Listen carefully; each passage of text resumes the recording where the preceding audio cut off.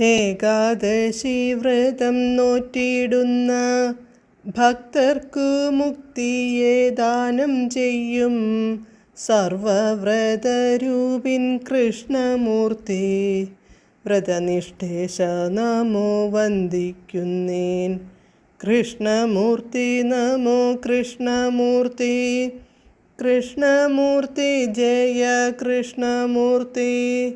ഏകാദശി വ്രതദിനത്തിലായി ഭാഗവത സ്തോത്രം കീർത്തിപ്പത് വിശിഷ്ടമായിടുന്നു എന്നറിയുക. നിത്യവും കീർത്തിപ്പതത്യാനന്ദം.